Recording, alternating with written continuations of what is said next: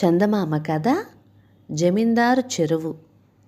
కొండాపురం అనే గ్రామంలో కాస్త పొలం పుట్రా ఉన్న వ్యక్తి ఒకడు అందరికీ తలలో నాలుకలా ఉండేవాడు. ఎవరికి ఏ సహాయం కావలసి వచ్చినా చేయడమే కాక తనకున్న కలిమిలో బీదా బెక్కికి దాన ధర్మాలు కూడా చేసేవాడు.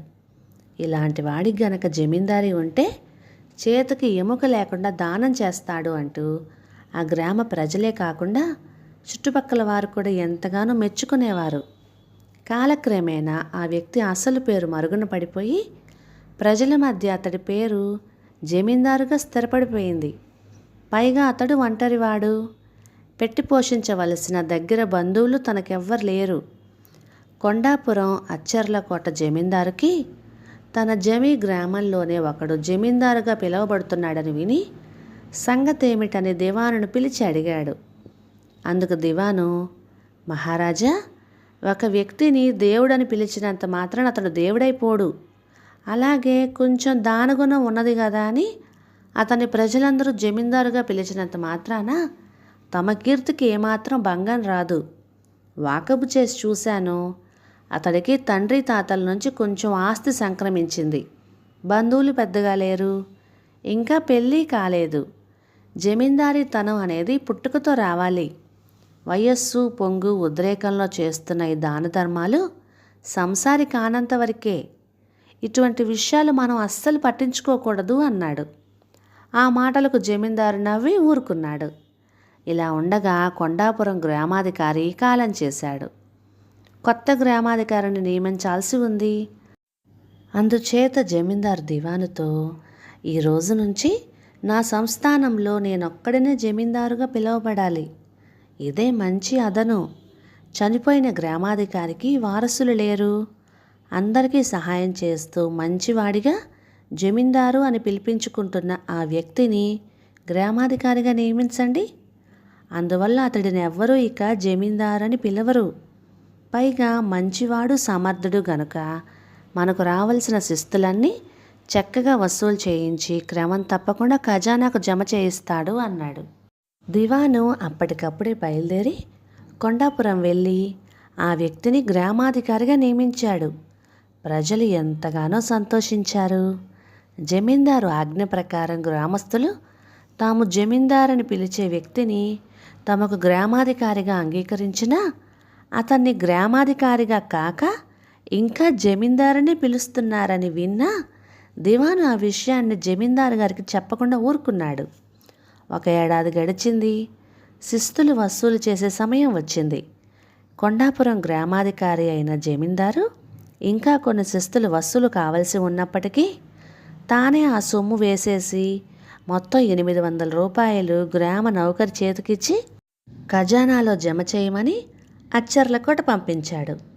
కొండాపురం నుంచే కాక ఇంకా అనేక గ్రామాల నుంచి శిస్తులు పట్టుకొని కొండాపురం నౌకరులాగే చాలామంది రావటంతో ఖజానా అధికారి ఊపిరి సలపనంత పనిలో మునిగిపోయి ఉన్నాడు. కొండాపురం గ్రామ నౌకరు కొంచెం మొహమాటస్తుడు. చొరవగా అధికారి ముందుకు వెళ్ళలేక తెచ్చిన సొమ్మును భద్రంగా దగ్గర ఉంచుకొని దిక్కులు చూడసాగాడు.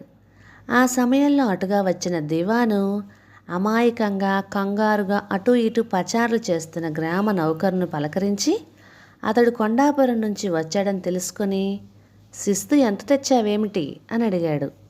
దొరా, 800 తెచ్చాను అన్నాడు గ్రామ నౌకరు.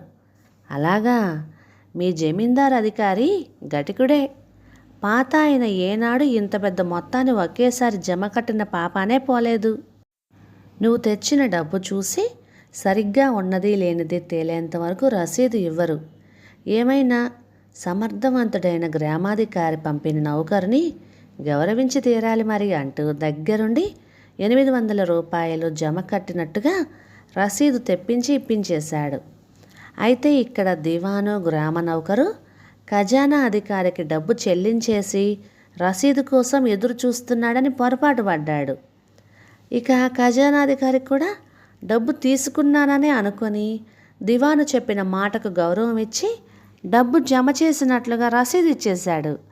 గ్రామ నౌకరు బిడియస్తుడు గనక ఏమంటే ఏమొస్తుందో అని భయపడి రసీదు, ఖజానాకు కట్టని డబ్బు తిరిగి తీసుకొని వచ్చేశాడు గ్రామానికి.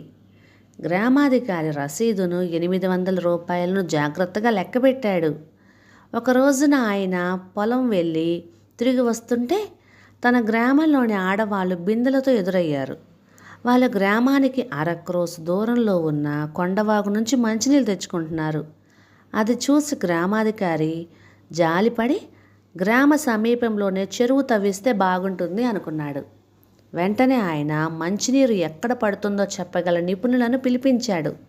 వాళ్ళు కొండాపురం అంతా తిరిగి గ్రామాధికారి పొలం ప్రాంతంలో చెరువు తవ్వడానికి అనుకూలమని, ఆ నేల చెరువు నీటిని శుభ్రంగా ఉంచగలదని చెప్పారు.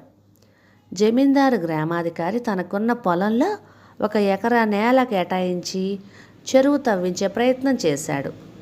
అందుకోసం జమీందారు గారికి కట్టకుండా గ్రామ నౌకరు తిరిగి తెచ్చిన 800 ఖర్చు పెట్టాడు. చెరువు పూర్తయ్యాక అందరూ దాన్ని జమీందారు చెరువు అని పిలవసాగారు. ఆ నీరు చాలా తీయగా ఉండి త్వరలోనే చుట్టుపక్కల గ్రామాలలో పేరు తెచ్చుకుంది. అయితే అందరి నోళ్లలోనూ అది జమీందారు చెరువుగా నానుతూ అచ్చర్లకోట జమీందారు గారికి తెలిసిపోయింది. జమీందారు పేరు మీద చెరువేమిటి అని ఆయన చాలా ఆశ్చర్యపోయాడు.